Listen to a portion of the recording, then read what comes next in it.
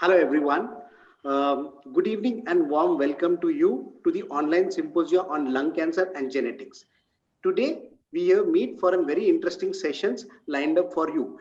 And very excited to share with you that today we have got very interesting 4 sessions, and the sessions will be taken care by our respected speakers, Dr. Boben Thomas sir, Dr. Tushar Patil sir, Dr. Mithun Shah sir, and Dr. Arun Kumar sir. Um, I I thank each one of for individually for taking your valuable time out from your busy schedule and enlightening us on this important topic today. Before I hand over this to our speakers, I wanted to inform you that we have question and answer and comments section in our chat box where you can personally type if you have any questions in the question and answer window at the Zoom conference. We will be also sending across the recording of this symposia in case if you miss out at any points or would like to revisit some portions. Let me introduce our first speaker to you today. Our lung cancer expert for today is Dr. Boben Thomas sir. Sir has done his MD Internal Medicine and DNB Medical Oncology, and he is a fellow pediatric oncology and ECMO certified medical oncologist. Sir has got a vast experience in treating lung cancer and other solid tumors. Sir is currently practicing at Caritas Medical Center at Kottayam and GG Hospital, Tiruvananthapuram. Over to you, sir. So first of all, I would like to thank MedGenome for organizing this meeting and giving me this chance to interact with you on such an important topic of the somatic mutations of EGFR and the management of non-small cell lung cancer. As you all know, November has been observed as the Lung Cancer Awareness Month, and this is an important topic because the way in which we manage lung cancer has significantly changed over the last couple of years. And so I feel like this symposium will help us to understand more on this topic. So one thing which we all know is that lung cancer is not a single disease anymore. So when I was doing my MBBS, we used to there were only 2 lung cancers. One was this small cell lung cancer, and the other was this non-small cell lung cancer. And subsequently, once I did after completing my MBBS and once I started doing my MD, towards the end of my MD phase, then we came to know that okay, lung cancer has got this squamous cell disease and this adenocarcinomas and various other types. But when I joined oncology, we came to know that it's not. We have gone much beyond that thing because it has got much more subtype than the conventional subtypes, conventional histological subtype which we are actually dealing with. So over the last 1 to 2 decades, the lung cancer has evolved from being a single disease to a disease classified based upon the molecular testing. So it used to be a histological diagnosis, where now a lung cancer, especially non-small cell lung cancer, is not a histological diagnosis based disease anymore. It is a molecular based disease, and you can see all these mutations which we actually look in for. And these are the subgroup of adenocarcinomas and the squamous cells which we are actually dealing with. So as I mentioned earlier, it has moved from a histological diagnosis to a molecular diagnosis. So to begin with, it was only adenocarcinoma, it was only the small cell lung cancer and the non-small cell lung cancer. Then it became adenocarcinomas and the squamous cell carcinomas. It was based upon this IHC result, whether it was TTF1 positive or P63 mutation, P53 positive on IHC. But now nobody will be happy with the diagnosis of an adenocarcinoma or a squamous cell carcinoma. We'll be always looking to see whether the patient's disease has got all these mutations. So what has happened is that we have evolved from this histology based treatment to a molecular diagnostics based treatment for the management of non-small cell lung cancer. Next slide, please. So as I mentioned earlier, in 2020, that was the time when I just completed my MBBS and I was doing my house surgery. So the management of lung cancer was very simple. We had only 2 diseases, small cell and non-small cell lung cancer. 2008, that was the time when I just joined my oncology posting. So it was based upon, then we had all the subtypes. And in 2020, what we are speaking is about all these mutations. And in the future, we are going to speak about more mutations. And as been repeatedly saying in this last 2 minutes, it's going to be a molecular diagnostic based treatment rather than a histology based treatment. Next slide, please. So this, what is the percentage of this mutation? This is all very not new thing to all of you, but we all know that okay, the adenocarcinomas, the non-small cell lung cancer adenocarcinomas is driven by a driver. Is actually identified. There are many driver mutations are there. The most common driver mutations are this KRAS, EGFR, and this ALK. KRAS, we know that okay, even though it's the most common mutation, we don't have a drug to target this KRAS mutation as of now. But then the way in which science is moving, I'm sure that in the next couple of years, definitely we'll be able to identify some targetable mutations. We'll be able to identify some drugs targeting these mutations as well. So 36% of all the lung cancers, we are still not able to identify any of the mutations. But the way in which science has developed in the last 5 years, I'm very sure that in the next couple of years, definitely we will be able to identify more and more mutations. So the EGFR constitutes 23%. It varies from various population, followed by this ALK mutations and various other rare mutations. But then majority of the patients, the targetable mutations, it is still the EGFR. Next slide, please. The same slide which I've repeated in a pie diagram form. The same thing, about 23% is the EGFR mutation, and we'll be discussing about this EGFR mutation in a little bit detail. Next slide, please. So I mentioned in the earlier also the prevalence of this mutations, it varies across the populations.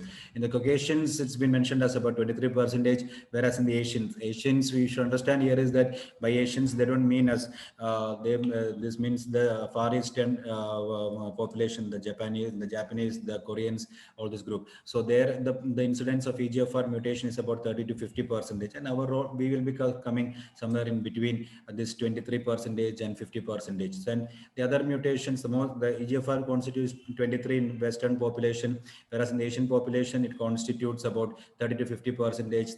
The percentage of KRAS is very high in the Western population, whereas in the Eastern population, it constitutes only about 5%. And the other mutations, the percentages are almost the same. So it's only about this EGFR and the KRAS mutation. They are mutually exclusive. You all know that thing. So that's the reason why we are seeing less of KRAS mutation in our population and more of EGFR mutations. Next slide, please. But EGFR mutation, we should understand, is that it's not a single mutation. When we the initial days of EGFR mutation, we used to say that it is only a single mutation, and that is how we were being taught. But now we know that EGFR gene, we are looking in for this multiple exons 18, 19, 20, and 21. So that is the area where the maximum mutations of EGFR are clustered into. So the EGFR gene, has got an extracellular component and an intracellular component, and all the mutations which we are actually identified now, they are all the intracellular mutations are the one which are actually targetable. We have mutations targeting the exons 18, 19, 20, and 21. So the most common mutations are in the exon 19, which constitutes about 46%, followed by exon 21, which constitutes about 37.5% of the mutations. The other mutations, the rare mutations of 18, 20, and L861Q, they constitutes very small number of mutations in 21 and all. But then still there are multiple mutations. These are the mutations which we are actually looking into. Next slide, please. This is the same thing, the same slide depicted in a different formulation. So exon 18 is the one which has got the maximum number, the most common mutations, and we will be looking into this G7169, this G719S, G719A, and the various other mutations are the one we are looking into. Exon 19, these are the mutations which we are looking. 20 and 21, these are the other mutations which we are actually looking into. So EGFR, what I'm trying to emphasize here is that EGFR is not a single mutation. It is a cluster of mutations depending upon whether it is 18, 19, 20, or 21, which one is mutated. Next slide, please. So we should understand here is that there are uncommon mutations as well. So these uncommon mutations, it constitutes for somewhere between 6.1 to 18.2 of the mutations, that depending upon the population which you are actually dealing with. And the other, just keep on going, Ganesh, because something else. Yeah, thanks. just go back. Yeah. So the resistant mutations are the non-small cell. The common mutations are the exon 20 with the T790M. But we have drugs targeting this T790M mutations, and the other non-resistant, non-uncommon EGFR mutations are the ones which you are actually which I am depicted below. So what we know is that we have these common mutations and these uncommon mutations. Common things are common, but uncommon things are also there. And so nowadays we have these facilities to look for where exactly is the mutation, and also the type of mutation, whether it is the common mutations or the uncommon mutations are present. So we have the facilities right now to look into all these things. Next slide, please. So how to identify this mutation, and what is the technique which we can use? We can use either the older Sanger sequencing or the next generation sequencing, and the source of DNA is usually either from the tissue biopsy specimen or the resected specimen. But if you are doing the next generation sequencing, you can do it in the tissue, the blood, plasma, or the urine. And the sensitivity for this DNA sequence of the Sanger sequencing is low, and whereas for the next generation sequencing it is high. The specificity for Sanger sequencing is high, and as expected for the NGS also it is high. And the turnaround time, it varies, because Sanger sequencing will be able to identify a little bit earlier, but for next generation sequencing it may take about somewhere between a couple of weeks it will be taken.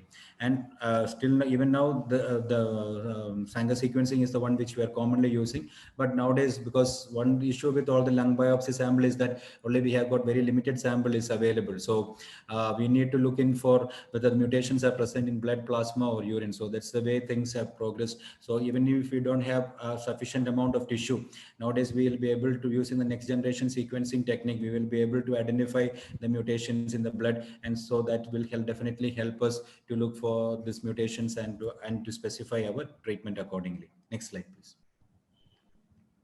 So there are different techniques are there which we can useful.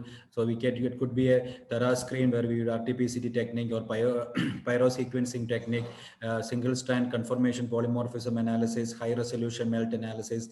Then the slides which I mentioned earlier, the next generation sequencing and the Sanger sequencing. So the technology has significantly improved in the last couple of years. So right now we have not only the Sanger sequencing or the next generation NGS signaling, we have the high resolution melt analysis, the single strand polymorphism analysis, pyro sequencing and fragment length analysis, and the TARA screen analysis. So we have this multiple newer technologies are available to look whether there is EGFR is mutated or not. Next slide, please. So the sensitivity varies from this technology. Sanger sequencing, the sensitivity is more than 10%, but the newer technologies which we are using will be there are better sensitivity is there for the newer technology, and it's from the tissue samples. We are able to not only the tissue sample, nowadays we'll be able to use the blood and other plasma samples. In the plasma also we'll be able to identify this mutation. So what I'm trying to emphasize here is that the technology has changed in the last couple of years, and so we have better technologies with increased sensitivity and specificity to identify these mutations. Next slide, please. So when it comes to the drugs, we have these three generations of TKIs. We have the first generation TKIs, which is constituted by the erlotinib and geftinib, and the second generation by the afatinib and dacomatinib, and the third generation by osimertinib. So these are the three generations of EGFRs are there. But one thing we should identify here is that the three generation TKIs are not equal, and their activity against these EGFR mutations is also different. So not all the drugs are same. Even among the first generation, we know that there's a little bit of difference between erlotinib and geftinib. Same between second generation afatinib and dacomatinib, there is a little bit of differences there. So we have different drugs targeting a different era of TKIs targeting these mutations, and we are able to provide a better result, but we are able to control the disease in a better way now with the availability of these newer drugs. Next slide, please. And the outcomes also vary. So if the first generation drug, the overall response rate is about 42%, and the disease control rate is about 77%, and the median progression-free survival is 7.7 months. Whereas for a second generation drug, the median progression-free survival is 10.7 months. We know that there is an increase in about 3 months is there. And for third generation, the overall response rate is about 50%, and the disease control rate is as high as 89%, and the median progression-free rate is 8.2 months. months. So as we can see, all the generations, the higher the generation of this TKIs, we are able to get better result, and we are able to target the EGFR mutation in a better way. Next slide, please. So this is all the evidence about the various EGFR mutations and the TKIs.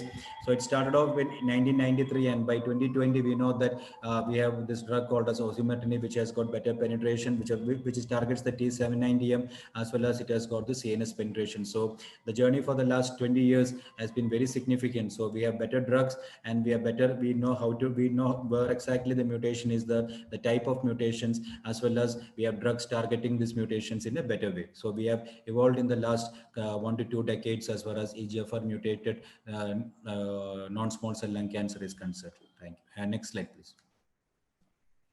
So this is about the drugs and the trials. So Gefitinib, it was the IPA study. I'm not going into the details. For Erlotinib, it was the Optimal study, Ensure, and other studies. Afatinib, we have all the studies. With Dacomatinib, we have the Archer study. And for Osimertinib, we have the Aura and the Flora study. So these are the trials, and I request all the juniors to go back and read about this slides, because this will help us to identify, this will help you to see the evolution of EGFR mutation, how drugs have evolved, and how we are able to get a better result. Next slide, please. So this is what you understand here is that there is a hypothetical changes in the clonal composition over time following treatment with sequential EGFR. So after first generation, the clones become heterogeneous. So as the disease has been exposed to all this EGFR anti-EGFR therapy, the neuron they tend to develop these mutations, and nowadays we are able to identify these mutations and we are able to target. So once the patient's disease is exposed to these drugs, the mutations, they keep on evolving. So we'll develop different mutations. The patients will develop different mutations, and we need to find out drugs targeting those mutations which develop resistance to the existing treatment. Next slide, please. So the most common mutation which the patients will develop is the T790M mutation, which constitutes about 60% of the patients, and it is followed by all the other mutations, where the MET mutation, the small cell, there will be transformation. Very rarely there could be transformation to a small cell lung cancer. MET and the other HER2 mutations are seen about 8%. So once the patients has been exposed to an EGFR, and the patient will initially, there will be a response, and subsequently what we have noticed is that they develop secondary mutations and they develop resistance. So but then nowadays we are able to identify the secondary mutations also, and there are drugs like osimertinib which target this T790M mutations. Next slide, please. So this is how the overall survival it's limited to. So first generation TKIs, we have, speaking in terms of a 22 to 28 months overall survival with this. If osimertinib is used, if osimertinib is not used, if it is first gen, otherwise it comes to around 32 months. Afatinib, nowadays it's about, we're speaking in terms of the 32 to 38 months. Dacomatinib, it is about 34 to 39 months. Osimertinib, 39 months. And if you're going for this combination chemotherapy, the Gefitinib plus chemotherapy, it's about 56 months, the Japanese study. Or we can use this other data of Erlotinib can be combined with bevacizumab and ramucirumab. So what has happened is that we are able to, in the last 15 to 20 years, or 1 to 2 decades, significant progress has happened, and then we are able to convert this EGFR mutated lung cancer into a chronic disease, whereby we can prolong these patients on oral treatment for 5 to 6 years. Next slide, please. So thank you all for your patient listening. I had to rush through my slide because I'm not feeling well, so that's why. Thank you, Dr. Govind, sir, for a wonderful presentation. I'm sure I have learned a lot from this presentation. I'm sure everyone would do. I would request the audience, if you have any questions for Dr. Govind Thomas, can punch in your questions in the question and answer sessions.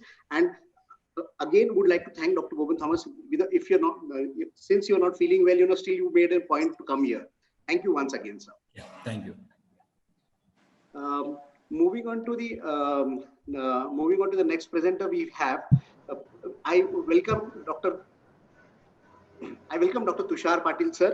Dr. Tushar Patil is MBBS, MD Medicine, and DM Medical Oncology. Sir is based out in Pune, and he is expert medical oncologist in field of lung cancer and solid tumors. He also has an experience in an expert in hemato-oncology department. He is currently practicing at Sahyadri Hospital, Pune.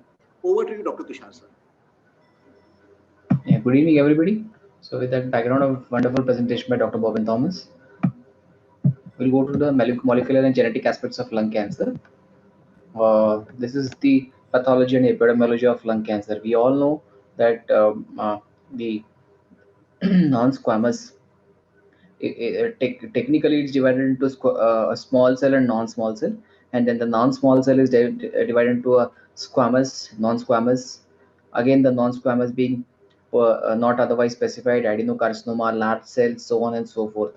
And the percentages are given, close to 34% being squamous cell. Adeno constitute almost half of them. Small cell is a small percentage, around 10 to 14%, and NOS, that is not otherwise specified, is close to 4%. We also know the standard guidelines that the early stage cancers do go for surgery. The ones which are involving up to the mediastinal nodes, rarely surgery. They might be treated with a combination of neoadjuvant chemo followed by chemoradiation, but close to half of the patients are advanced metastatic at presentation, and they will need some systemic treatment to begin with. How do we obtain the tissue or for the diagnosis and the further molecular testing? We know that the cytology can be taken, FNAC, the tissue biopsy blocks can be taken, and of course today we have something called as liquid biopsy, where blood can serve us the purpose of identifying these abnormal mutations to go ahead, even if there is a scarcity of the tissue. So the drawback of cytology being single slides, we might have to make multiple slides for it to go. It can be obtained from the tissue, or it can be obtained from the node, or it can be obtained from the effusion.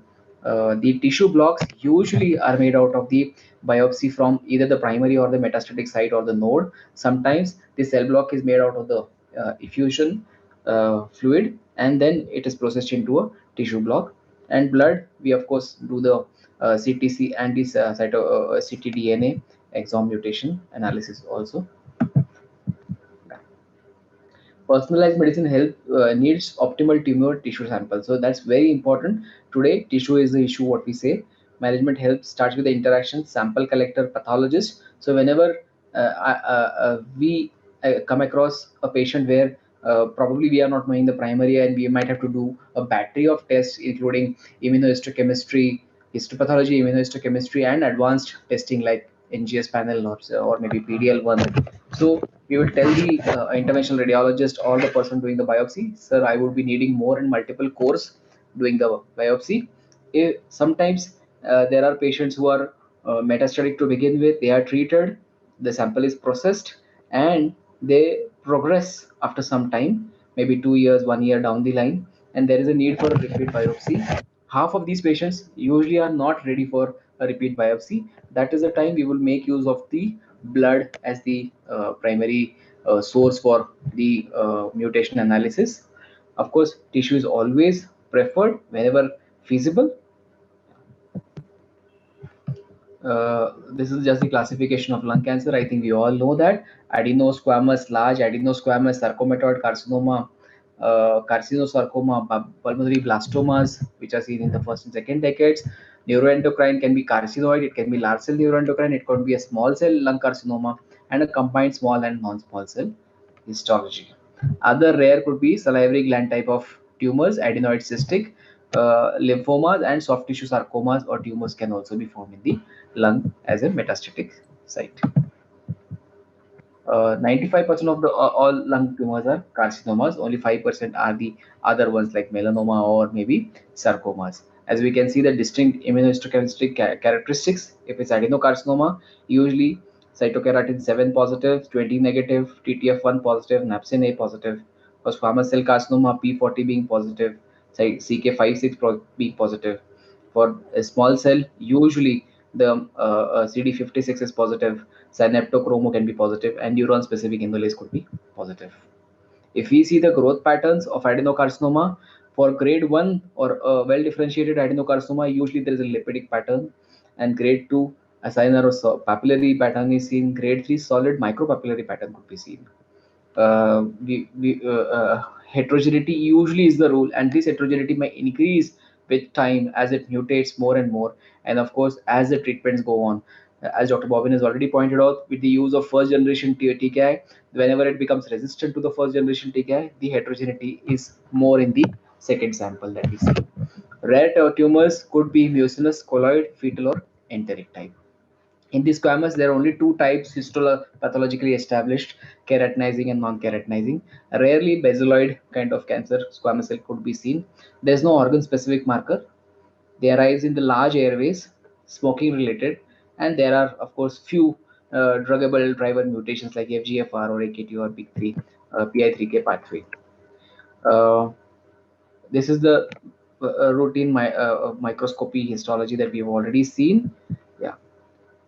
Usually the other highly what we say small cell carcinomas, most of them more than 75% of whom present is metastatic disease. They come as poorly differentiated tumors, neuroendocrine. There could be these neuroendocrine markers positive like CD56, chromocyto, synaptophysin, and neurospecific amylase. Most of them being related to smoking. Usually central airways are preferred sites of origin, and there is a high proliferation index with a very quick doubling time, very high propensity for CNS metastasis. As we can see from this gene expression analysis, lung cancer is highly mutated, and there are multiple mutations which can be seen. 60% of the lung adenocarcinomas today, we can identify a driver oncogene mutation, which will give us a way forward how to treat this patient. Be it KRAS, be it EGFR, ALK, ROS1, BRAF, RET, MET, HER2, so on and so forth. NTRK, all these are potentially targetable mutations which can be seen. And of course, predictive biomarkers, EGFR, ALK, and ROS.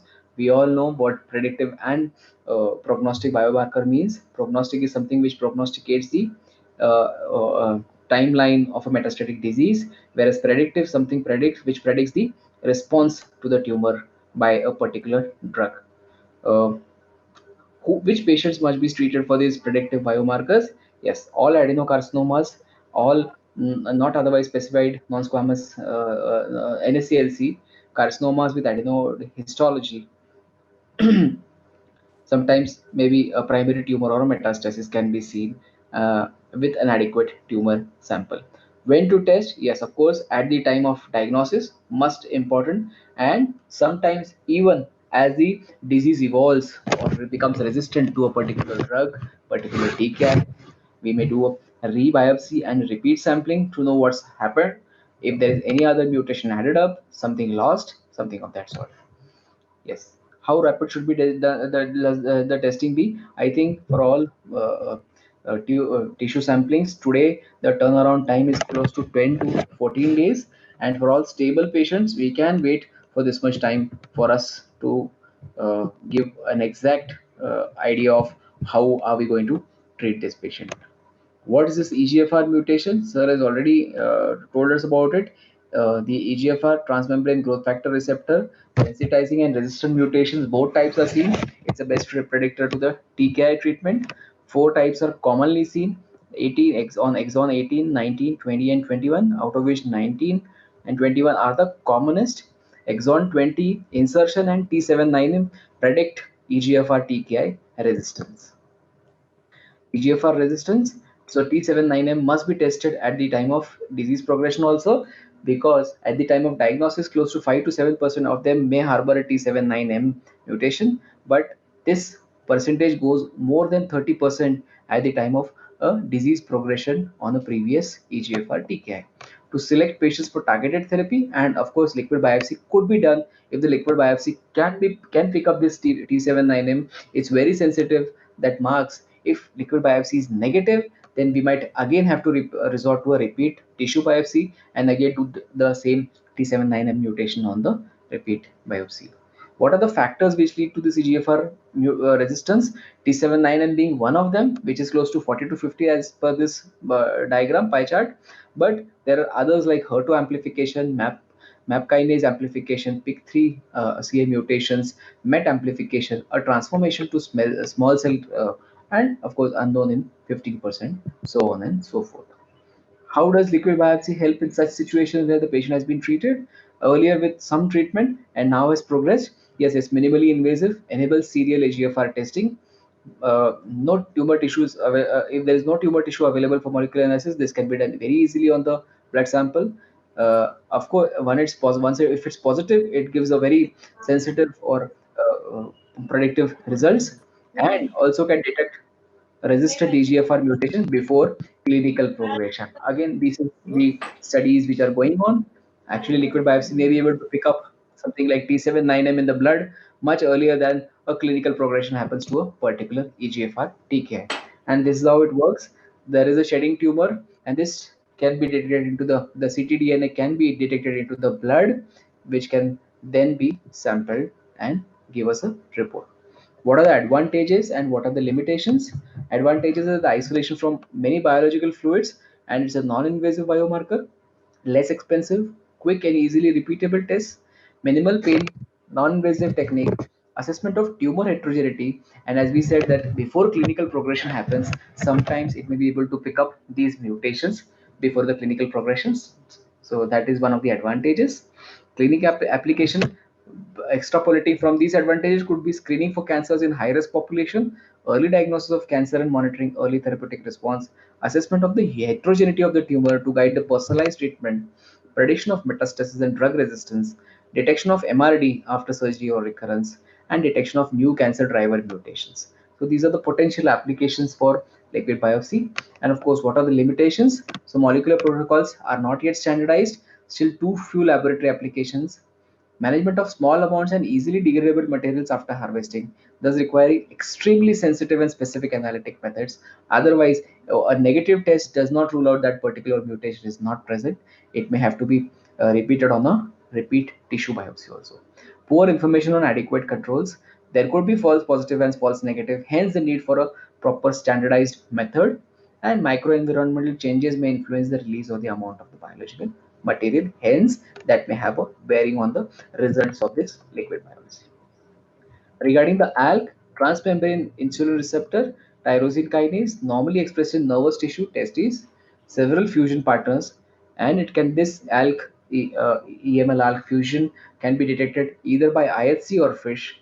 If IHC is positive and FISH is negative, still it may respond to crizotinib. That is, through IHC is what we see as sufficient to diagnose of ALK rearrangement, and testing for resistance is usually not recommended as which is recommended in the EGFR sampling.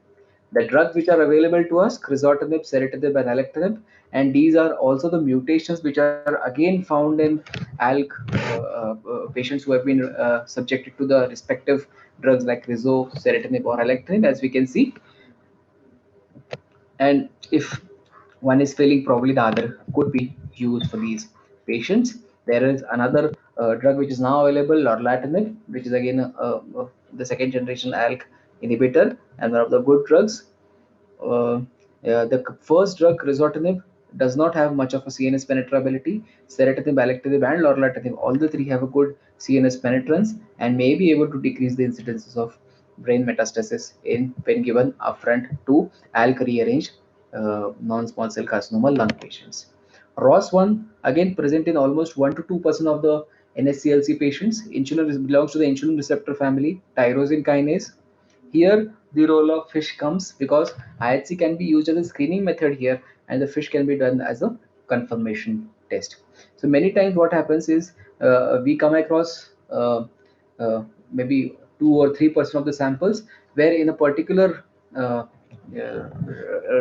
treat what we see as report, both EGFR and ROS could be positive. ROS could be positive by IHC and EGFR by the sequencing method, and there becomes difficult for us to establish which is the driver mutation.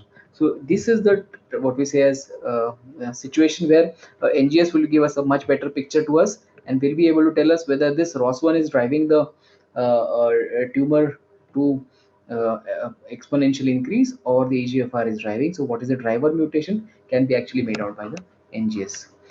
This is a clone D4 which is used for ROS1, sensitivity 100%, specificity 90 to 97%. What are the other predictive biomarkers? KRAS, red gene, MET gene, BRAF, HER2. We have now BRAF as a standard, what we say as testing modality, BRAF mutation, B600E. And though the percentage of this mutation in non-small cell lung cancer is quite less, but still we have a targeted therapy, dabrafenib, trametinib, available to us and as a recommended if this BRAF is seen positive. Similarly, if MET is positive, we have crizotinib, which is available today. For overexpression, gene amplification, exon 14 skipping mutation, we have capmatinib, which is available today. Um of course, HER2 mutations and amplifications this test will be sparingly used and used only when we are not being able to identify a driver mutation or the patient is failing one or two or three standard treatments as per the available guidelines. And if this mutation is or amplification is found, probably we may be able to add on this drug on an experimental basis to know what's going on. If this HER2 also confers EGFR TKI resistance mechanism through amplifications or mutations. Coming to small cell lung cancer, there is a lot of chromosomal instability, increased telomerase activity, TP53, RB1 mutations are quite common.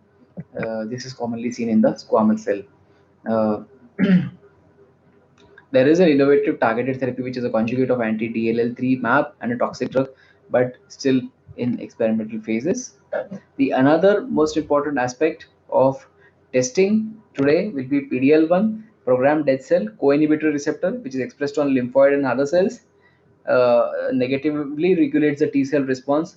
PDL1 major PD1 ligand expressed on tumor cells, and immunotherapy to unmask the tumor. We all know what role PD1 and PDL1 play in the what we say as masking of the tumor cells from the kill effect of T cell or T cell response, and hence PDL1 inhibitors, which are immune checkpoint inhibitors, help in this unmasking of the tumor receptors, making them or exposing them to the T cell immunity and thus achieving a cell kill, which is what we say as much more effective, much more what we say as prolonged and much more sustainable effect, even if the treatment is stopped at a after a finite period of time. So PDL1 by various techniques can be done, and we all know there are various clones and platforms. This what we say as uh, presentation tries to highlight that the predictive biomarkers like EGFR, ALK, ROS, RET, MET, BRAF, even HER2 for that matter, should be performed in all non-small cell lung cancer patients with adenohistology or a NOS histology. Even it's a few of these markers are recommended in squamous cell carcinomas who have never been smokers or mixed histology patients where we could identify a reliable drug which will hit this particular mutation or amplification and give us a sustained response to the treatment, thus benefit or the overall survival of this patient by a very specific strategy. Similarly, PDL1 makes use of the immunotherapy aspect of the microenvironment of the tumor, alters it effectively to unmask the tumor cells and the tumor antigens so that they become susceptible to the T cell attack by the human body. Thank you. Thank you for the patient listening. Thank you, Dr. Tushar, for such an insightful and enlightening knowledge-enriched session. Sure, everyone, if any of the audience would have any questions, please make use of question and answers window in the Zoom screen. Once again, thank you, Dr. Tushar. As it is rightly said, the knowledge should, continuous medical should go on. We have our next speaker, who is a lung cancer expert, Dr. Mithun Shah. Dr. Mithun Shah is Senior Consultant, Medical and Hemato-Oncologist at Zydus Cancer Center, Ahmedabad. Sir is expert in field of lung cancer and solid tumors, and also has a great experience in treating hemato-oncology patients. Over to you, Dr. Mithun Shah.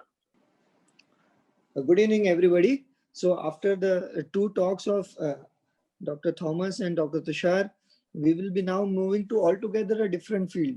Initially, we have discussed the targetable mutations, and now we will come to the latest treatment, which is immunotherapy.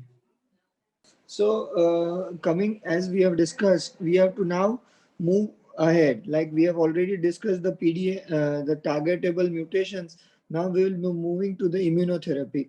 And as everybody has discussed, the treatment algorithm for non-small cell carcinoma has changed from basically 2 or 3 lines of drugs to targetable mutation. So last 2 to 3 years, we have the latest addition with us, that is the immunotherapy. Next slide.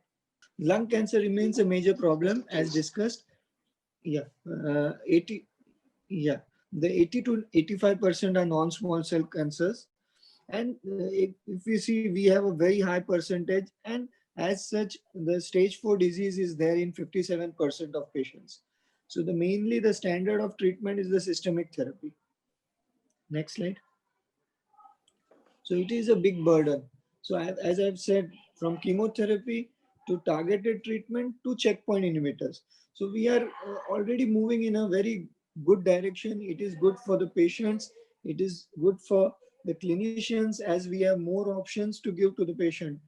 And ultimately, we are trying to prolong the life of the patient. Next slide.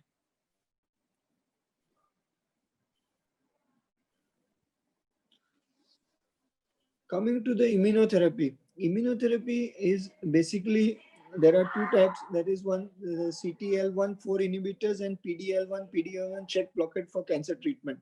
The drug molecule for our use and the most important for us is PD-L1 antibodies like nivolumab and pembrolizumab, and PD-L1 antibodies are atezolizumab, avelumab, and durvalumab. Next slide. So from advanced and metastatic non-small cell carcinoma, the non-mutation driven, we have discussed the mutation driven, non-mutation driven. Basically, in our setup, still the immunotherapy has not come in first line, but and it has come, but most of the patients cannot afford. So we have data for nivolumab, Keytruda, that is pembrolizumab in second line. So basically, for majority of patients, is chemotherapy to begin with, and in second line, this is one new addition which is proved to be better than the conventional chemotherapy. This is a very important slide which will basically explain immunotherapy checkpoint inhibitors, new player in the non-small cell space. Checkpoint inhibitors, that basically tumors express checkpoint proteins on their cell surface to escape detection from immune system. So in the left diagram, if you see the cancer cells, they are expressing PD-1, PD-L1 inhibitor, PD-L1 receptors. Basically, they are receptors, and normally there is an interaction which keeps them inhibited. So when we give this anti-PD-L1 drug, we block the receptor so that our immune cells take over. So there is a targeted inhibition towards this receptor by our drugs, which will enhance the T cell response. So basically, in a basically to explain in a very simplistic manner, cancer cells express PD-L1, and the T cells are in inhibited manner. So by giving these drugs, we inhibit the PD-L1 and PD-1, and so that our immune cells will act and destroy the tumor. Next slide. Expression of PD-1 on tumor-infiltrating immune cells or tumors may potentially be used as a biomarker to predict anti-tumor response. So not every patient will benefit from immunotherapy. So to know exactly which patients will benefit, we have to use this as a potential biomarker. So PD-L1 now we should be trying to do it in each and every case. When on a baseline also we can do PD-L1, and if we are not able to do on baseline, and if it is EGFR negative, ALK negative, ROS negative, we still can do it on a repeat biopsy. But as such, we should try to get the PD-L1 expression on majority of cancers, so we can help decide the patient that how much benefit will be there with immunotherapy. Next slide. So the basic trial where checkpoint inhibitor nivolumab was approved by FDA with squamous cell carcinoma, there were 2 or 3 landmark trials. There was the Checkmate 07 trial, where nivolumab versus docetaxel was tried, and there was a definitely a median overall survival of 9.21 on nivolumab versus 6 months on docetaxel. This was in the second line trial. There was the other trial, which was the Checkmate 063 trial, where nivolumab was used on progression after platinum-based therapy, and there was an objective response rate of 15%, and 56% had an ongoing response, and 10 had a durable response of 6 months or longer. So in these two trials, the nivolumab got the approval of second line, those who have received chemotherapy and had progressed. Next slide. And there was another phase 3 trial where nivolumab was a docetaxel in previously treated advanced non-squamous. So it had also a better median OS with 12.2 months versus 9.4 months. And this trials had made nivolumab as one of the preferred options in second line treatment. Next slide. So additional PD-1 inhibitors in development to treat non-small cells. Keytruda is basically pembrolizumab, and it is an human monoclonal antibody directed against PD-1 receptor of T cell. Binding of T cell blocks its interaction with PD-L1 ligand on the tumor cell, and it received an FDA approval for initially for melanoma, then for CLM. Other two molecules of AstraZeneca are also there, which has been approved, and they are in clinical trial. That is this MPDL1 and M8 14736. Next slide. Pembrolizumab was studied, and it had shown a very good response in phase 1 activity with a median overall response rate of 19% versus PDL1. Those who had the PDL1 expression of more than 50%, the overall response rate was 45%. So this led to the understanding that more the PDL1 expression, more will be the chances of Keytruda being more effective. So basically, the whole concept of PDL1 testing is the newer addition, where you should try to do PDL1 in majority of the cases so that you can offer them immunotherapy in first line. I don't say PDL1's expression is a perfect marker, but it is one of the strong marker which can help us to decide those who can get pembrolizumab in first line. Next slide. So the key trials for pembrolizumab are Keynote 042, where it was first line monotherapy was there, and Keynote 021 was in combination with chemo and immuno in unresectable non-squamous cell. So in first line, when the PDL1 expression is 50 or more than 50%, it can be used in monotherapy. And we have the 5 years data with Keytruda. If we see, there are very good data of nivolumab as well as Keytruda in the approximately, you can say the 5-year data are around 13% to 20%. So it was very much unmanageable to begin with. How can a patient of CA lung in second line live for such a long? So this is the beauty of immunotherapy. Next slide. This was the newer molecule where with the highest PDL expression, where it was docetaxel was compared with this, and this has also been gotten approval. The median PFS was 9.71 versus 3.91. So this has also got the Genentech, that has got the FDA approval. This is in phase 2 trial. Next slide. So what are the takeaway message?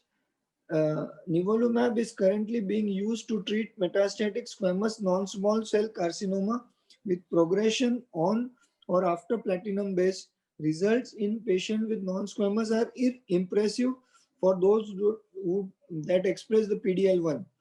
So in second line, you need not test for PDL1. Nivolumab works irrespective of PDL1 status. For first line, you need to get the PDL1 expression done. And it is being tested as potential biomarker to predict the anti-tumor response with PDL1 inhibitors. Other PDL1 inhibitors, including nivolumab, are being developed as monotherapy or they are being studied in combination with chemotherapy. There are various trials where they have tried to combine immuno with chemo, dual immunotherapy and monotherapy around the along the various spectrum of PDL1 expression. Next slide.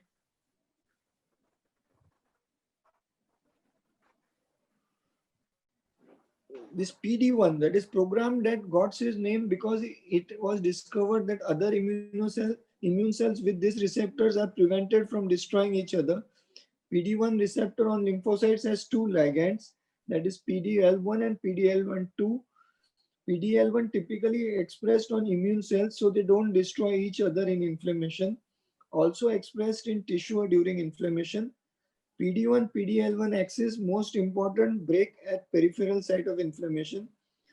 PDL1 is like an invisible shield for tumors to hide from immune cells. During inflammation, interferon gamma will upregulate PDL1 expression. So double gene knockout model also showed that this towards autoimmunity and inflammatory stimuli. And on that basis, these antibodies were developed. Next slide. So to summarize, these are the molecules which are there. And these were the sample which was used. PDL1 assay was tested and the various method. So the Merck model used Ventana 22C3, Deco was used by nivolumab, and Ventana was used. And they few tested on the tumor cells and few tested on the tumor infiltrating lymphocytes. So whatever method was there in the blueprint study, they could show that the Merck people who used the companion test was equally good with SP263. So to get into our routine practice, if we don't have a 22C3, that is Ventana by Merck, that companion test, we can use SP263, which is equally good. So whenever we are planning to use immunotherapy in first line, we should try to get the PDL1 testing and then decide upon the treatment. We should be very much careful of combining with chemotherapy or monotherapy because the data are very robust for monotherapy only if the PDL1 is more than 50%. In 1 to 49%, there is definitely trend towards improvement in OS when you use in combination with chemotherapy. Less than 1, the hazard ratio is not very significant. So we have to be very much careful in offering PDL1 inhibitors in first line. In second line treatment, we can offer them when there is progression on one line of chemotherapy.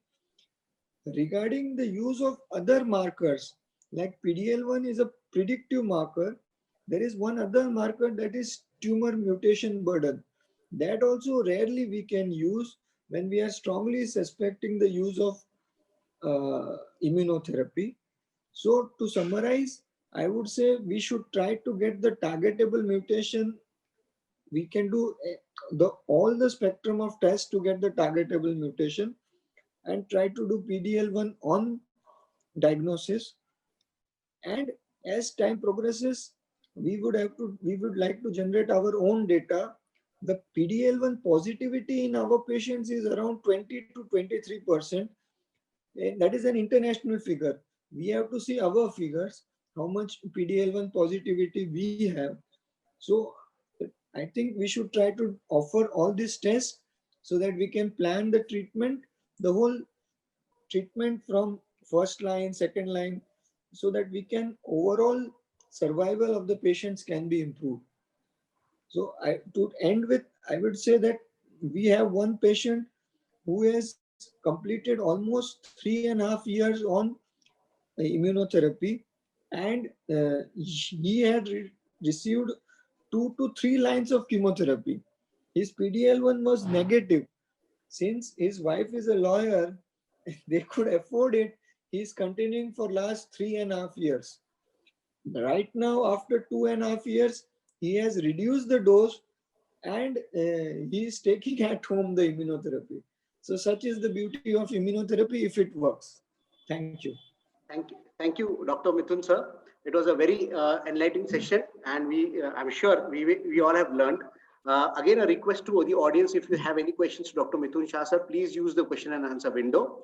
Um, uh, and thank you to everyone for making taking the time, sticking to the time for where we have got the presentations.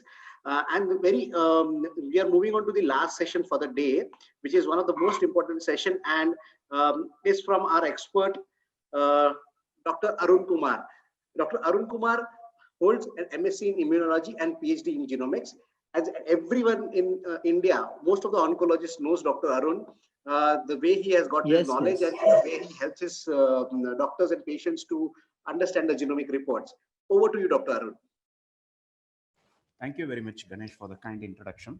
I thank the other speakers also for the wonderful sessions that had taken place now. So my session is primarily focusing on the laboratory aspects and the genetic aspect of the lung cancer testing. And I will try to showcase certain intricacies of the testing so that a report and the result can be better appreciated by the clinician.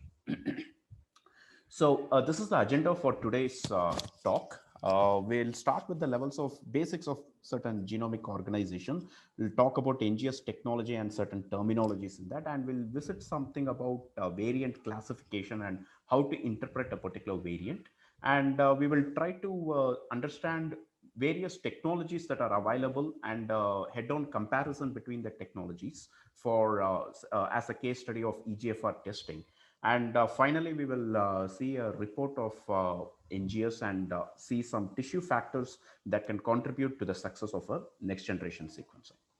So to start with the basics of genomic organization, we all know that it starts with the basic element of the genetics is the DNA, which is a double-stranded helix. It's the more linear polymer of 4 nucleotides called as adenine, guanine, thymine, and cytosine. Inside the cell, it is beautifully packed into a very compartmentalized structure. So this double-stranded DNA is packed around certain proteins called as histones, and this complex of histones and DNA is called as a nucleosome. And further, it gets coiled into a 300 nanometers particle, and finally the 700 nanometers particle.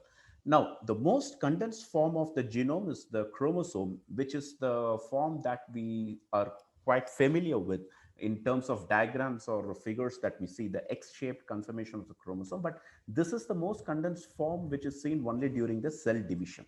Now, essentially, mutations or genetic alterations can occur at any different conformation of the genome. It can be at a nucleotide level where you have point mutations, or it can be at exon levels at where a couple of exons or part of the genes are deleted, or it can be at a chromosomal level where you have one gene getting fused with another gene and other things. So the reason is we have to understand this organization to apply the appropriate technology to identify the genetic aberration. So the sequencing technology, which has been in vogue almost for the past 2 decades, almost 25 years, there has been heavy advancements in the field. The most common one which we know and the most basic one which we know is the Sanger sequencing, and the other one is the next generation sequencing. Now, Sanger sequencing is the gold standard of sequencing technology. For, in fact, the Sanger sequencing was the sequencing technology used to sequence the human genome per se. And Sanger sequencing at a given point of time can sequence somewhere around 500 to 1,000 bases in a single reaction. has very high accuracy, but quite labor intensive. Turnaround time is a bit longer, and the throughput is quite limited. So it can detect only small DNA changes, point mutations, or small indels, insertion deletions in the sequence. On the other hand, compared to Sanger sequencing, the accuracy of next generation sequencing is equal, and it can sequence even the whole genome at a given point of time. Within a couple of days, you can have the whole genome sequenced. And the turnaround time comparatively is shorter for the amount of nucleotides that are sequenced in the next generation sequencing. It's high throughput, and one thing is it requires complex bioinformatic algorithms. So Sanger sequencing, essentially at a time you can sequence a small part of the gene in a single individual, whereas next generation sequencing, you can sequence multiple individuals for multiple genes that are investigated. So to brief about this next generation sequencing technology, essentially you get a sample. The sample could be a tissue block or blood or anything. And the DNA is extracted from that. And from the DNA, the next step is to break the DNA into fragments. So where based on the type of sequences, commonly, the fragment size range anywhere from 150 to 250 bases. So generally, let us take the 150 base fragments are prepared from the genomic DNA. This cut in the genomic DNA is very random. And then the important step called as hybridization takes place, where unless I want to do a whole genome sequencing, if I'm interested to do only sequencing of, say, a couple of genes or 10 genes or 100 genes, for example, we use what is called as probes, which are complementary to the gene of interest. So, and a human has somewhere around 20,000 and odd genes, and I'm interested to sequence only 100 genes of that. So how do I select that 100 genes is using these probes, which are complementary to those 100 genes. So once the probes are hybridized, the remaining genes are all, the remaining segment of the genomes are washed off, and only the region that we are interested to sequence is pulled down. Then we do something called as a library preparation, where adapters are ligated on either sides, which are essentially the targets for primers. Then the sequencing takes place and you get a data. Now, the most critical aspect of next generation sequencing is the data analysis, where, for example, if you're sequencing somewhere around 5,000 genes, the average data size that you get is around 1 gigabytes of data. That much data you get. And that data requires heavy bioinformatic analysis and algorithms to be done in high-end servers. So we'll just talk a bit about this data analysis in the next forthcoming slides. A very important critical factor in next generation sequencing, or two important terminologies which needs to be understood, is the read depth and the gene coverage. So essentially, if you take in this cartoon, you can see on the x-axis you have a gene, say of a length 1000 bases, and each black line is the random set of 150 base fragments that was chopped from the genomic DNA that was isolated. Now, if you take this nucleotide of the gene, for example, it is covered by 7 different fragments, which means that the read depth here is 7x. On the other hand, here in this particular nucleotide, the read depth is 1, 2, 3, 4x, and here it is 2x, and here it is 1x, because this nucleotide here is represented only by a single fragment. Now, higher the depth, more is the confidence of assigning a nucleotide. So in other words, to define what read depth is, how many times a single nucleotide is sequenced or represented in different fragments. Now, if we are doing a germline testing, that is, if we are doing a testing to see if any mutations are inherited, we go for a depth of our average of 80 to 100x. On the other hand, if we are doing a somatic testing, where the mutation load can be as low as 1 or 2%, we increase the depth to over and above 250x.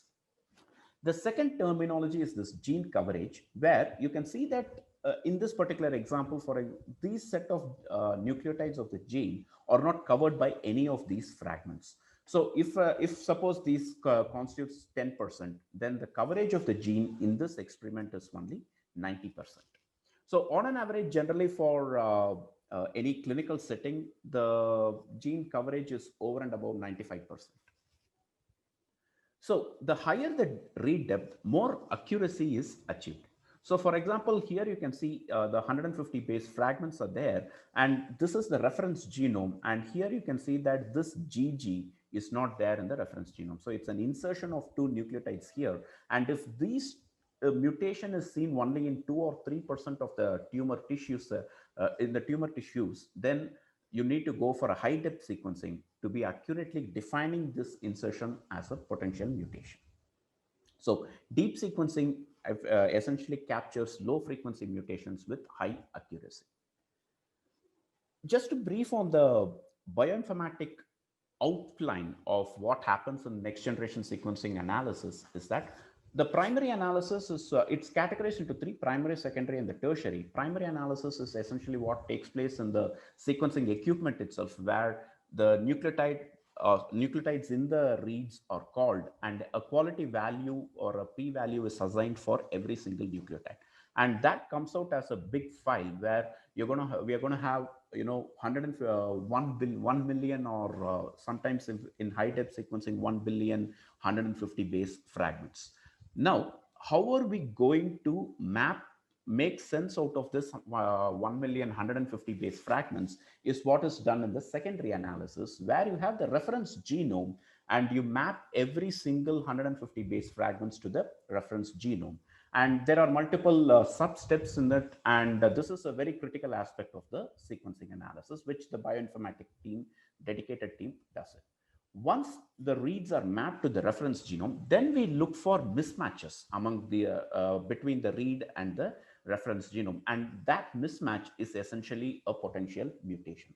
So when we sequence a set of genes, we always find, even in a normal individual, we will find a lot of variants. And making sense, clinical relevance out of these variants is what is the tertiary analysis, where we try to see whether this variant is present in a general population, whether this variant is a pathogenic variant, and the classification of variants take place in this tertiary analysis. So this is how we essentially look in how next generation sequencing output of a mutation looks like. We use a software called as a IGV, Integrated Genome Viewer, where you can see that each of these lines is the 150 base fragments. And what you see in the bottom is the reference genome. And all the fragments has a T in this locus, whereas the reference genome has a C. So it is a mutation where the C has become a T. This is an example of a 3-base deletion, where you can see that in the reference you have a CTC, and that is mutated in 50% of the reads, meaning that it is a heterozygous deletion that is there in this particular individual. Now, this is a cartoon that I prepared to show which technology to use for which type of genetic aberration. On the top, you can see that you have numbers. These are essentially the size of the DNA. This is a single base. This is 10 bases, 100 bases, 1000 bases, and this is a 10 to the power of 9 bases. So essentially, if you refer this back to the original slide, this is the single DNA strand, and this is the chromosomal level arrangement. Now, PCR based and Sanger sequencing are good up to 1000 bases. MLPA technology is good from anywhere from 100 base to 10 to the power of 8 bases. And microarrays are good anywhere from 10 to the power of 4 to 10 to the power of 9 bases. Cytogenetic techniques like FISH and karyotyping are only applicable at a higher conformation of the genome, which is somewhere close to the chromosomal level conformation. Theoretically, next generation sequencing can identify mutations across the spectrum of the genome organization. So some advantages of next generation sequencing over other clinical investigation include the accuracy, sensitivity, requirement of a very low quantity of the sample, very high throughput, as I have mentioned earlier, and the speed at which this is being done for the amount of bases that are sequenced. Although it is a fantastic technology, it also has certain limitations. For example, it requires very high-end informatic infrastructure and bioinformatic expertise. And next-generation sequencing is not very accurate, although it can, but not very accurate in identifying large deletions and duplications. And it is very expensive to do next generation sequencing if the objective of the experiment is to identify, or the objective of the clinician is to identify only 1 or 2 mutations. So in that case, next generation sequencing tends to be very expensive. So moving on to the variant classification, a variant can be either a germline variant or a somatic variant. Of course, the germline variant is inherited, that's there in all the cells of the body, whereas a somatic variant will be there only in the particular tissue which is affected. And a somatic variant can be a driver mutation which actually drives the oncogenesis, or a bystander mutation that get accumulated over a period of time. Either the germline or the somatic variant can be classified as either benign, which is not clinically relevant and it is not having any clinical relevance to be reported, or it can be a pathogenic variant which really drives the particular phenotype, or it could be a variant of uncertain significance, which are the variants about which we are not sure whether it is pathogenic or benign. So that is being classified as variant of uncertain significance. So there are very good guidelines to classify a variant. For the germline variants, it's the ACMG-AMP guidelines, and for the somatic variants, it's the AMP guidelines of 2017. So there are critical factors in the variant classification. So from we'll just see some of the important factors of variant classification from the time the variant is reported, identified, to the time the variant is classified and reported. So the first thing that we look for is the phenotype and the genotype correlation. So essentially, to have a good reporting, we should have a correlation with the clinical indications that are given to us. Then we predict the effect of the variant in the protein. So this is called as in silico modeling, where we take the 3-dimensional structure of the protein on a computer, we induce the mutation in that protein, and we see whether that affects the structure or the function of the protein. There are a battery of softwares to do that, and a consensus based on these battery of softwares is taken into consideration for reporting. Then we look for evolutionary conservation of the particular segment of the DNA that is being mutated. A highly conserved region, if it is mutated, could be highly damaging. And we do a very important step called as a minor allele frequency check, wherein we look for the variant in general population and other databases. So if the variant is present in a pretty high frequency in a healthy population database, then that variant in all probability is not pathogenic. And for every variant that is being taken up for reporting, literature publications are looked for and searched for. And only when we have a good publication showing a functional consequence of the variant, it is taken up for reporting. So as per the AMP guidelines, the somatic variants are classified into 4 tiers. Tier 1 variants are the variants of strong clinical significance, which essentially have therapeutic, prognostic, and diagnostic diagnostic purpose.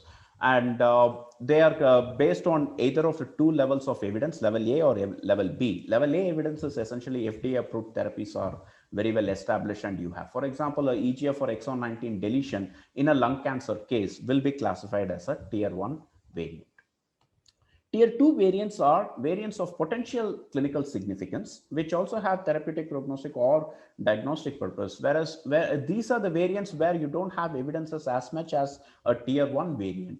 And these variants are known to, for example, in cancers, a variant might have been known to cause a cancer, but not the cancer that is there in the particular patient. So those kind of variants come into the tier 2 variant. And tier 3 are the variants of uncertain significance, where the variant is not in high frequency in the general population, yet there are no studies or evidences to show that the variant really causes the phenotype that is observed. So those kind of variants come under the variants of uncertain or unknown clinical significance.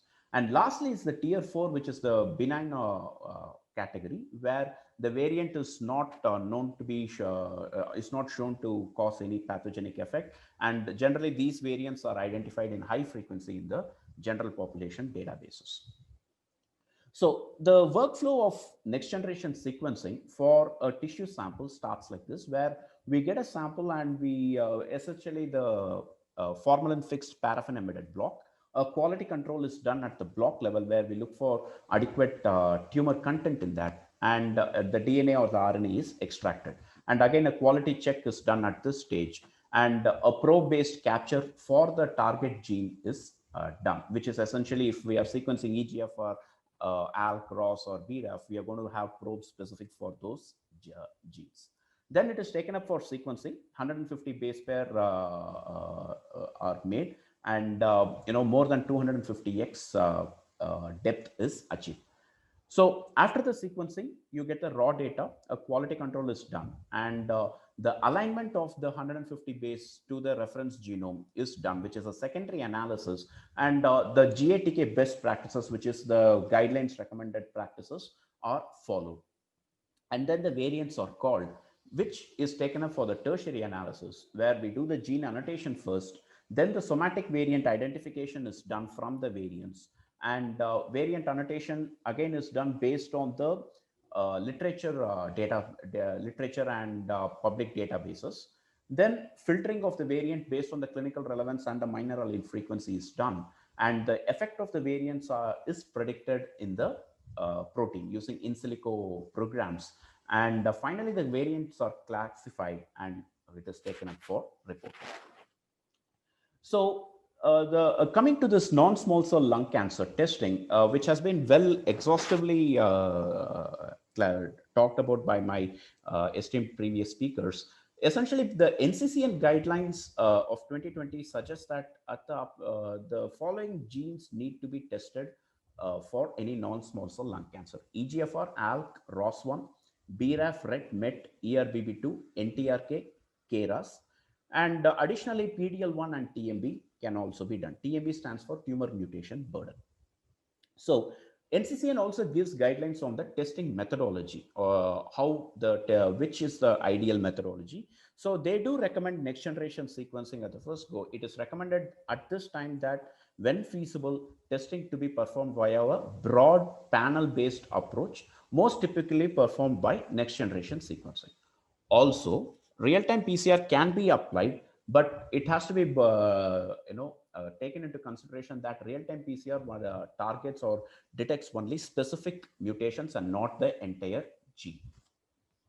So these are the list of genes that I showed in the previous slide, which is recommended by NCCN. And these are the type of variants that are seen in the particular gene. And the frequency of these gene mutations in non-small cell lung cancer, and the utility, T being therapeutic, P being prognostic, and the technology that can be applied to detect these mutations. So for genes like EGFR, BRAF, MET, and KRAS, and ERBB2, mostly single nucleotide variants are identified and small indels are identified. And they can be ideally detected either by real-time PCR Sanger sequencing or next generation sequencing.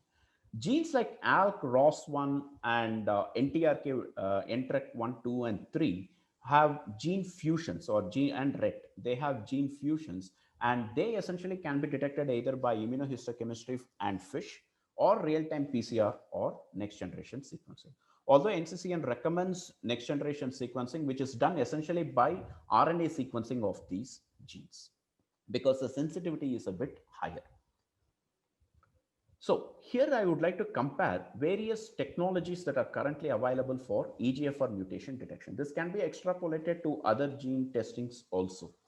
So we have the ARMS PCR, we have real-time PCR, droplet digital PCR, Sanger sequencing, and next generation sequencing. These are the various technologies commonly employed for identifying EGFR mutations in a tumor tissue. So the ARMS PCR is essentially a classical PCR where you have the PCR primer specific to the particular mutation that we are going to detect.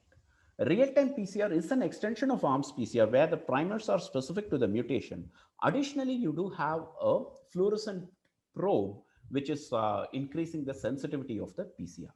Droplet digital PCR is another extension of or evolution of real-time PCR, where instead of an aqueous environment where the real-time PCR is done, droplet digital PCR takes place in a immersion-based or a bead-based amplification, which improves the sensitivity of the technology.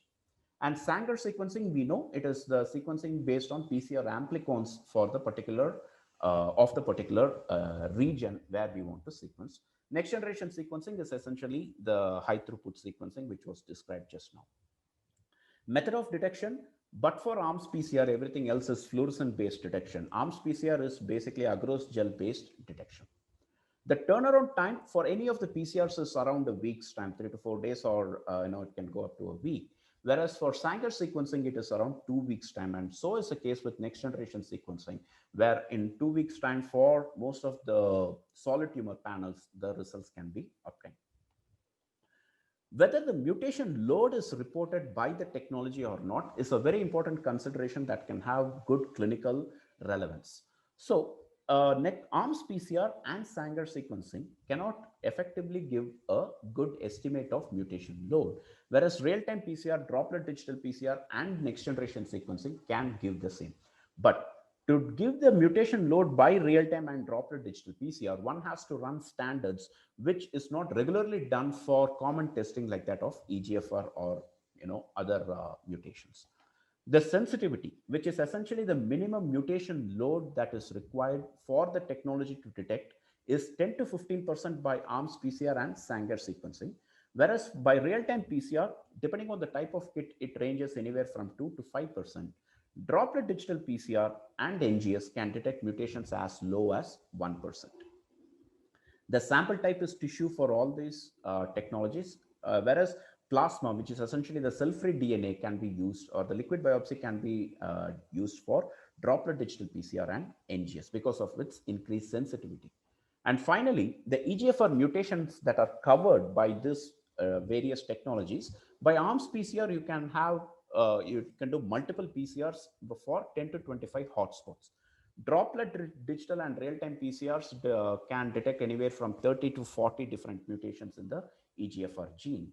Sanger sequencing can detect all the mutations, but you would have to run 3 to 4 reactions for the specific exons 18 to 21, and 3 to 4 reactions for every sample needs to be done.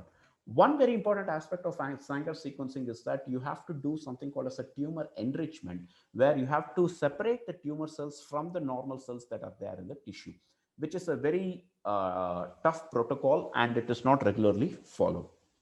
And NGS can detect all the mutations irrespective of the exons that are there in the EGFR gene.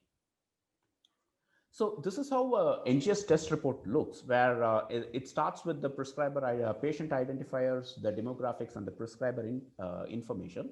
And then detailed clinical indications are given. And then comes the results section, where in a very unambiguous way, the report results in a line is given. And then the tier 1 variants, which is essentially the table variants that can be actionable, are given in the table 1. And non-druggable but clinically significant mutations, or the tier 2 variants, are given in the table 2. And in the bottom of the report, you do have the CAP logo. Now, just to go into the details of how a variant is reported, here you can see that the variant is seen in the gene EGFR, and this is the cDNA, or the chromosomal position of the particular gene where the mutation has taken place. And this is the protein change that has happened. For example, here, the glutamic acid at the 746th position of the protein to the alanine at the 750th part of the protein, amino acid of the protein, has got deleted, where this is coded by the exon 19. So this is essentially exon 19 deletion of the EGFR gene. Now, the depth of sequencing, which I just mentioned, where I said in higher the depth, more confident are we in assigning. The depth of sequencing here is around 11,000x, 11,800x. And the percentage of the mutation that was seen in this particular sample was 5.3%. And then we give the drugs that are approved for this particular variant and the response to the drug, and whether it is a hotspot mutation. Yes, because the exon 19 is a hotspot of EGFR, and the function of EGFR is essentially it's a oncogene. In the next page, we give the additional variants of uncertain significance. And if we have done RNA sequencing, any gene fusions that are identified will be given. Then we go on to give a very detailed explanation of each variant that was identified in the report, where we talk about the variant, its frequency in the healthy populations, its various clinical trials that have been done to identify targets in this variant. All that is listed here. So to finally, the last part of my talk, I just wanted to talk about the importance of tissue factors that can affect the quality of the next generation sequencing reporting or any genomic technology based reporting. So some critical tissue factors include the histological factors, where necrosis, mucus pools, crushing artifacts, excessive inflammatory cells, poor fixation, all these can contribute to poor tumor cells being present in the tissue, and degradation of the DNA is very possible. The age of the block should ideally be less than 3 years, because as a factor of time, the DNA gets degraded in the tissue block. Tissue processing factors are very critical, wherein formaldehyde concentration that was used to fix the tissue and used to make the block should be 10% in neutral buffered formalin. It should not be a regular formalin, it has to be a neutral buffered formalin. The time lag between the tissue removal and the fixation should be as low as possible, and the fixation time should be ideal for the type of tissue that's being fixed, anywhere from 6 to 48 hours. So essentially lower fixation, under fixation or over fixation can lead to degradation of the DNA. And contaminants, decalcification, or other steps that are also done in various tissue preparation process needs to be done appropriately, so that the DNA integrity is maintained in the tissue.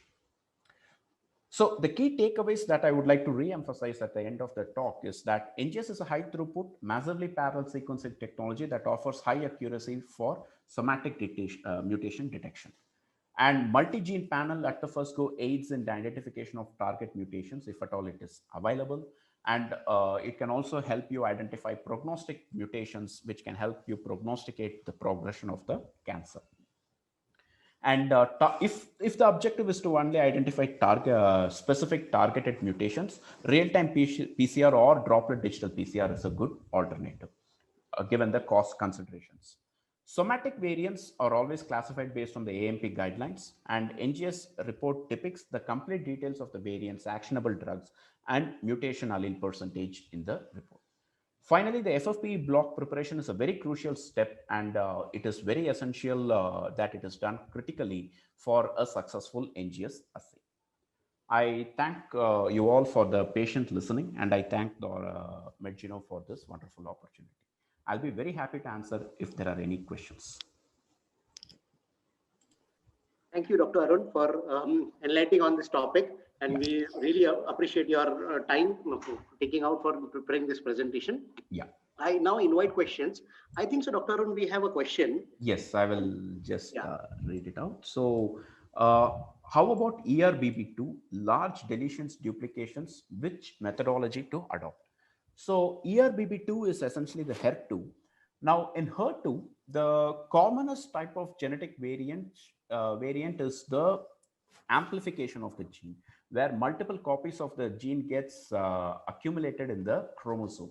So that is ideally detected by immunohistochemistry and coupled with FISH. NGS also can detect such amplifications, but again, just like large deletions and duplications, NGS cannot detect amplifications with very high accuracy. And if at all there are large deletions and duplications, be it in ERBB2 or any other gene, the ideal way to identify that is by MLPA technology. So MLPA or microarray are the technologies that can identify very effectively large deletions and duplications. So I hope I have answered that question. Yes, sir, you have answered. Thank you for answering that question, sir. I see no further questions coming. If there are no questions, so we can conclude this event. So I would thank you, each one of you, and all the speakers, faculty members, and attendees for taking the valuable time out and attending this valuable session. If you have no more questions or comments, please don't hesitate to get in touch with us through our website, medgenome.com, or mail us at diagnostics@medgenome.com. Thank you once again for attending this webinar, and hope that it was beneficial. Until next time we meet, goodbye.